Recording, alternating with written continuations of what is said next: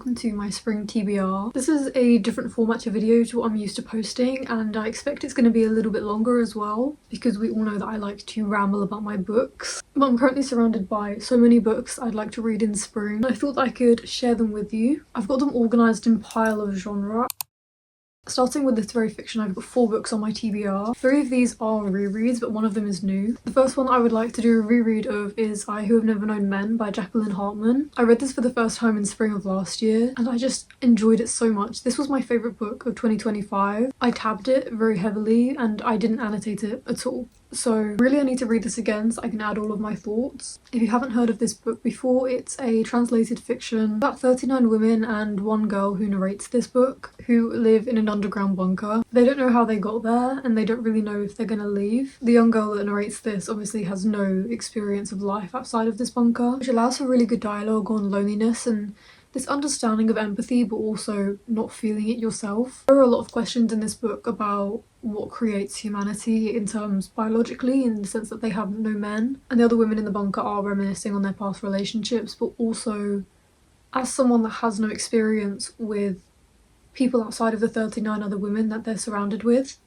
are you human if you don't experience anything else in life? To be honest, I've been waiting all year to be able to reread this, so the fact that I can is so exciting. Next is another reread, and that is Alone With You in the Ether by Livy Blake. This follows the premise of 2 people who meet by chance in an art gallery, and they agree that they'll have however many conversations, I think it's like 3 conversations, to just give each other an unspoken truth, a fact about themselves that they don't really tell other people. And then after they've had these conversations, they're just gonna forget each other. Well, not forget each other, but they're gonna not look for each other in their daily life anymore. It's a very character-driven literary fiction, a very character-driven romance. The 2 main characters are a depressed theoretician and a bipolar artist, so you can understand that their relationship becomes very obsessive very quickly. But for the mix of this love and compulsion that they have for each other, there's also such incredible conversation about the ether and a lot of scientific things that I found really interesting. And again, I'd like to read this and annotate it because so much of it was so intriguing and so intellectual, but I didn't write anything.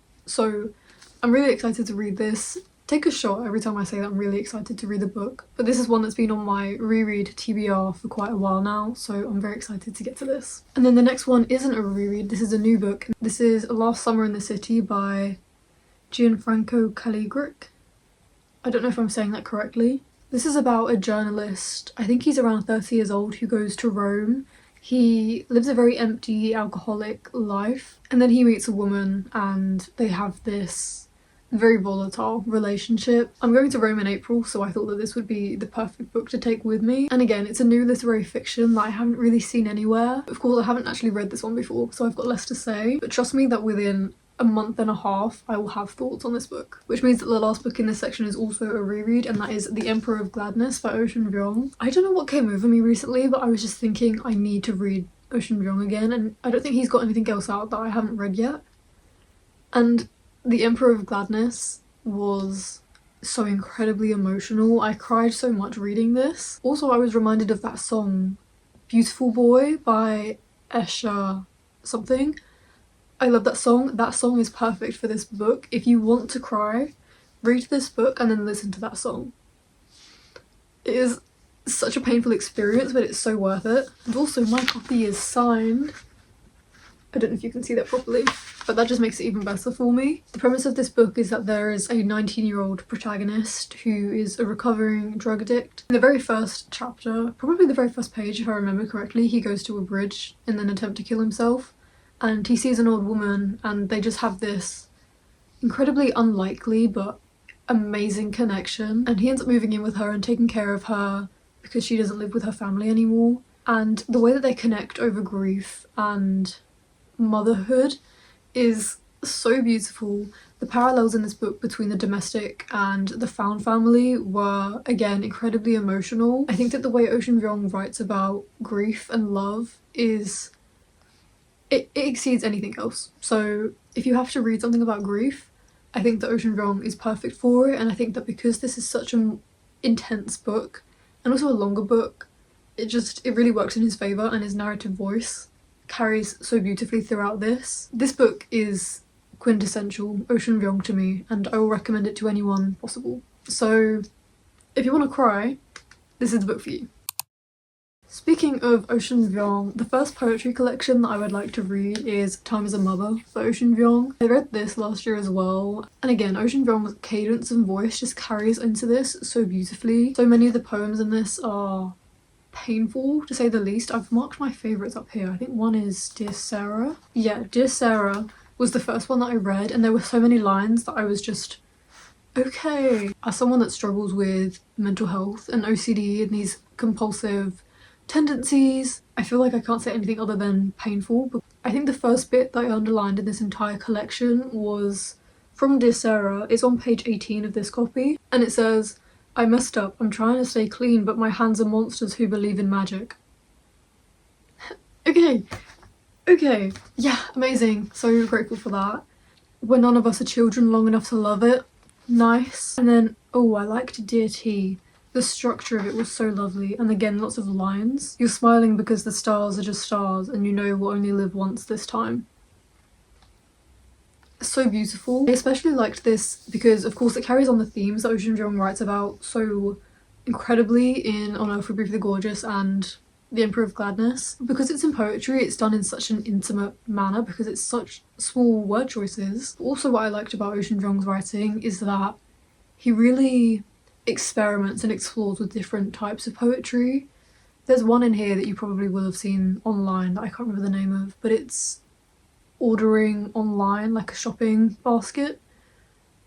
Wow, it's just the way that he writes. It's one of those books that I just can't really describe. This collection, it will stick with everyone that reads it in a different way. It's something that it just stuck with me so much that I would love to read some more of it again. The next poetry collection that I have is The Selected Poems of Christina Rossetti. I had to read Goblin Market for my university course last semester, and I really enjoyed it. I think that the ideas of addiction and temptation and this vanity and girlhood and also these inconsistencies of human love, it was all portrayed so well, alongside this pastoral imagery, because of course Goblin Market is very set in the wilderness almost, like there is definitely a pastoral element to it. It's perfect to read in spring, and there's something about girlhood that to me just screams spring. They're kind of, in my head, quintessential spring and summer reads, so it's something that's just going to be on my carry around if I ever need a book to read or I have a spare 5 minutes.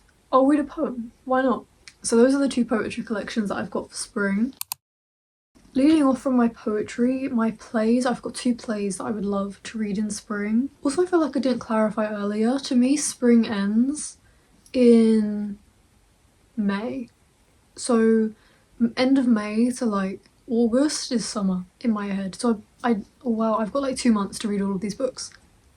We'll see. The 2 plays I'd like to read. The Importance of Being Earnest by Oscar Wilde. This is about 2 characters who create fake identities in order to escape their societal obligations, and I think that that's such an incredible concept already, but Oscar Wilde is such a witty writer. I'm so intrigued by this concept and the way that I think he's going to go about it. I've had to read a decent amount of Oscar Wilde lately, and every time I read his writing I'm just more and more astounded by it. I'm just so excited to be fully engrossed in one of his texts again. I've actually never read one of his plays before, so again that's also incredibly intriguing. Whoa, the flop on that! That's amazing! Even more excited. The next play is for my March Shakespeare play. It's currently like the 23rd. I don't know if I'm going to get it done in time. That is Much Ado About Nothing. I didn't realise how little time I had left, but good luck to me. This is a comedy, so I'm already a little bit unsure. I typically enjoy Shakespeare's tragedies, but also that's because I don't really think about the fact that he also writes comedies. I read The Tempest for university in my first year, expecting it to be a tragedy, and then everyone was happy and getting married, and I was like, who's gonna die next? Or who's gonna die first? So I feel like the fact that I know it's a comedy going into it is a good start. We'll see how I feel halfway through. I don't know much about this book other than the fact that it's a comedy, and I think it's about characters in love and their relationships, and they get this threat of something. I didn't really get much from the Google synopsis without spoilers, so although it's a comedy, do I care about spoilers? I feel there's definitely something to be said on my idea of what makes something spoiler worthy, because I don't normally care, to be honest. I look up the synopsis of like all of the books I read so I can annotate them. It's fine. I'm excited to read more by Shakespeare. Of course, I'm doing this monthly Shakespeare thing, and now after reading 2 tragedies, I think it'll be good to go into a comedy. And then I'm thinking that in April I might read King Lear, because that's my favourite Shakespeare play of all time. I'm just missing it. It'd probably be good then to do Much Ado beforehand, because in June I'm gonna do A Midsummer's Night Dream. So that's kind of where I'm at. I don't have my King Lear with me. I left that at university. Technically, Lear should be included on this list as my April Shakespeare book. I think I'm gonna do my fantasy now. My fantasy and my sci-fi. I've got 2 books. I'll start with this one, which is Annihilation by Jeff Vandermeer. I'm studying an end of the world dystopias apocalyptic scenario module in my 3rd year at university, which starts in September, but I'm not doing the module until summer semester, I think, which is in over a year's time. But my lecturer, one of my academic professors, told me some of the reading list, which also includes It Lasts Forever and Then It's Over by Andermarken. Side note, I don't know why I keep doing this, I apologise. And then Annihilation was on the list of books for that reading list. I looked up the synopsis, and this is about 4 women who are sent to this government-managed apocalyptic area to investigate the ecosystem and the environment. So again, perfect for spring. It's considered a journalistic sci-fi in the way that it's written, but I haven't actually looked inside, so I don't know if that's true. Whoa. Intrigue. Oh no, chapter 1, Initiation. Maybe it is written journalistically. I wasn't sure how I felt about the cover at first, but it's kind of metallic and shiny, which I feel like the crow girl inside of me quite likes. So I think it's growing on me, to be honest. This is also part of a series, so if I enjoy this, then chances are over summer I'll be buying the rest of the series and reading it, but I'm only studying this one. So I got this one for now. And then the next, you're never gonna guess this, The Starless Sea by Erin Morgenstern, which also I'm noticing has the shiny thing on it. If you're new to my content, my channel, The Starless Sea is my favourite book of all time. Okay? It's my favourite book of all time. This book is what I would consider my soul book, my Bible. My identity is this book. Maybe that's being dramatic, but this is my book, okay? I have so many copies of The Starless Sea, but I left the one I'm actually going to read at university, so that's going to have to be a later spring thing. This is the copy that I read when I read this book for the first time. I've since read this book another time because I did my A-level coursework on narrative theory in The Starless Sea, which is ironic because I never know how to explain the narrative of this book. It is incredibly lyrical and metafictional and intertextual because the narrator, Zachary Ezra Rawlins, finds a book, a mysterious book, that narrates his childhood memory of finding a random door and not entering it, and then it disappears. He then goes on to discover this party with masked people that are in like storybook characters, which again, narrative theory, he's a character acting like a character. And then he finds this underground magical library, which has paintings predicting his future and also other books. This is my other copy of The Starless Sea. This is the one I did my A-level coursework on. At the top here, these ones are different books. And there's this like interconnected relationship between time and fate, which of course works very well with this interwoven deep narrative. Basically throughout the course of the story, he falls deeper and deeper into the narrative and he becomes more like a character, which of course he is a character in The Starless Sea, but he becomes a character in the book inside the book. If you couldn't tell, I love this book and narrative theory in particular. I'm planning on doing a video essay on narrative theory, which is why I need to reread it, so I can figure out a better way to explain it and talk about the different steps of narrative theory. I could very easily ramble about this for a lot longer, so I won't. But no, it is just a beautiful book, and if you're interested in a depth of understanding a book, then intimacy is definitely something needed. When reading this, you need to care about the characters because it can get very confusing. There's a lot of deception and not battling, but like different sides of this underground world library thing going on. I loved it so much, so you should as well.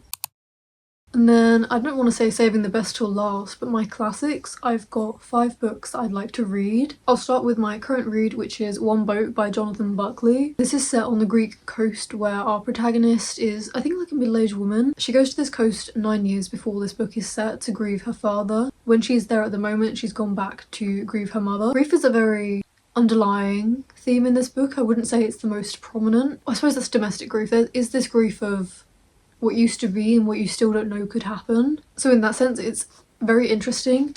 Also, the narrator is a writer, so you get to hear a lot of this beautiful prose anyway, but then she writes things and she writes her thoughts, and not only are you looking at it through the perspective of free and direct discourse, first person narrative, what she's thinking, you also get to look at it through this perspective of this is what she would do if she was writing about the situation, which as a writer I love. It's also set in the summer on the Greek coast, but it doesn't have this stickiness to like humidity. Instead it's very much this breeze and coastal and calming, and it's written so well, and I went to the coast so many times in the last like month and a half. But I'm just enjoying it so much, and hopefully I'm going to finish it either today or tomorrow. I'm really enjoying this so much. I love Fitzcarraldo's. Which leads me on to my next book, House of Day, House of Night by Olga Tokarczuk. I've seen this book be considered a constellation because it's very much this fragmented mosaic of memories and dreams and conversations overheard. I'm so intrigued by this as a concept. Olga Tokarczuk is such a brilliant writer. She writes about whimsy and obscureness and strangeness so brilliantly, and if not to read it in like a bit of prose like I did with Drive Your Plough, to read it in this fragmented narrative, this stream of consciousness almost. I'm incredibly excited to see how she does it, and again I think that this will be for later on in the spring, and I just like the way that Olga Tokarczuk writes, so I'm sure that I will enjoy this. If not, I'm sure I'll find it strange, and that's half the point, so it's okay either way. Next I have What We Talk About When We Talk About Love by Raymond Carver, which I'm borrowing from my friend. This is a short story collection, of course, about love and what people talk about when they talk about it. I think that this will be really interesting to look at this parallel between how disconnected it is, but also the intimacy, because you're talking about love, but you're not experiencing it. Or you could be, but you're not presently. And I think that the way that people reminisce on love and how they portray their emotions towards things and their perceptions of things is so intimate, and I love these sorts of conversations with my friends. I think that to read such an intimate conversation can be a very profound feeling, and it feels very intellectual and an intellectualized version of love, and my friend really enjoyed it, so that makes me more excited. And now I've got 2 Penguin modern classics which I feel like I haven't read in so long. Firstly, I've got To the Lighthouse by Virginia Woolf. This is very much a stream of consciousness book about longing and then a reconciliation, which I find really interesting. I think there's a lot of talk about the passage of time and I suppose like a loss, which again, brilliant themes. They seem to be very prominent throughout this whole list of my spring TBR. I would love to read everything by Virginia Woolf. I liked A Room of One's Own very much. And then the final book of my spring TBR is arguably one that I'm the most excited for, Agua Viva by Clarice Lispector. I've heard only incredible things about this book, and it is absolutely tiny. I read Near to the Wild Heart last year, and again, her stream of consciousness, narrative, voice, I loved it.